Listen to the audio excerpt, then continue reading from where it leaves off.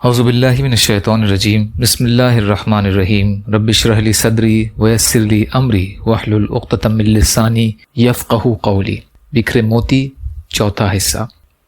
قسم کھانے سے سامان تو بک جاتا ہے لیکن برکت ختم ہو جاتی ہے۔ بیان میں قسمیں کھانے سے لوگ تو خوش ہو جاتے ہیں مگر روحانیت ختم ہو جاتی ہے۔ حضرت ابو مطر رحمۃ اللہ علیہ کہتے ہیں کہ ایک دن میں مسجد سے باہر نکلا تو ایک آدمی نے مجھے پیچھے سے آواز دے کر کہا، اپنی لنگی اونچی کر لے، کیونکہ لنگی اونچا کرنے سے پتہ چلے گا کہ تم اپنے رب سے زیادہ ڈرنے والے ہو، اور اس سے تمہاری لنگی زیادہ صاف رہے گی۔ اور اپنے سر کے بال صاف کر لے اگر تو مسلمان ہے۔ میں نے مڑ کر دیکھا تو وہ حضرت علی رضی اللہ تعالیٰ عنہ تھے اور ان کے ہاتھ میں کوڑا بھی تھا۔ پھر حضرت علی رضی اللہ تعالیٰ عنہ چلتے چلتے اونٹوں کے بازار میں پہنچ گئے تو فرمایا، بیچو ضرور لیکن قسم نہ کھاؤ، کیونکہ قسم کھانے سے سامان تو بک جاتا ہے لیکن برکت ختم ہو جاتی ہے۔ پھر ایک کھجور والے کے پاس آئے تو دیکھا کہ ایک خادمہ رو رہی ہے۔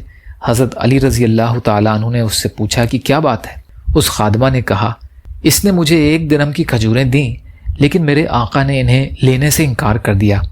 حضرت علی رضی اللہ تعالیٰ عنہ نے کھجور والے سے کہا، تم اس سے کھجور واپس لے لو اور اسے درہم دے دو، کیونکہ یہ تو بالکل بے اختیار ہے، اپنے مالک کی مرضی کے بغیر کچھ نہیں کر سکتی۔ وہ لینے سے انکار کرنے لگا۔ ابو مطر نے کہا، کیا تم جانتے ہو یہ کون ہے؟ اس آدمی نے کہا، نہیں۔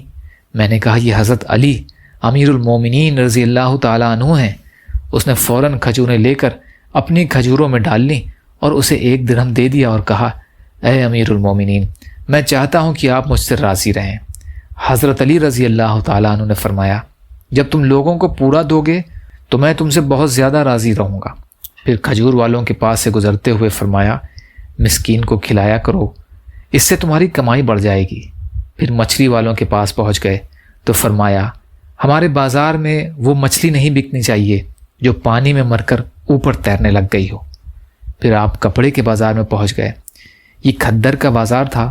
ایک دکاندار سے کہا، اے بڑے میاں، مجھے ایک قمیض 3 درہم کی دے دو۔ اس دکاندار نے حضرت علی رضی اللہ تعالیٰ عنہ کو پہچان لیا تو اس سے قمیض نہ خریدی۔ پھر دوسرے دکاندار کے پاس گئے، جب اس نے بھی پہچان لیا تو اس سے بھی نہ خریدی۔ پھر ایک نوجوان لڑکے سے 3 درہم کی قمیض خریدی۔ وہ حضرت علی رضی اللہ تعالیٰ عنہ کو نہ پہچان سکا اور اسے پہن لیا۔ اس کی آستین گٹے تک لمبی تھی اور خود قمیض ٹخنے تک تھی۔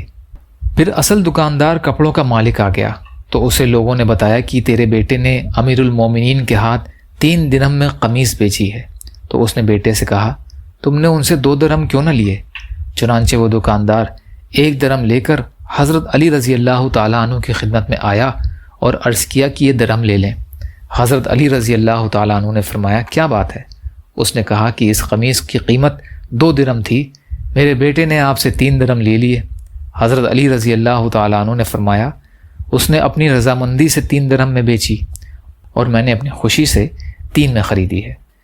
حیات الصحابہ۔ یا اللہ ہم سب کو کہنے سننے سے زیادہ عمل کی توفیق عطا فرما۔ یا اللہ مظلوم فلسطینیوں، کشمیریوں، روہنگیا مسلمان اور مسلمان جہاں بھی پریشان حال ہیں، ظالموں کے ظلم کا شکار ہیں، ان کی مدد فرمائیے۔ یا اللہ ہم سب کو ہر خوف کی چیز سے امن عطا فرمائیے، اپنے حلال میں سے دیجیے، حرام سے بچائیے، اپنے خیر سے بے نیاز کر دیجیے۔ سبحان ربک رب العزت عما یصفون وسلام علی المرسلین والحمد للہ رب العالمین برحمتک یا ارحم الراحمین۔ لا الہ الا اللہ محمد رسول اللہ۔ السلام علیکم۔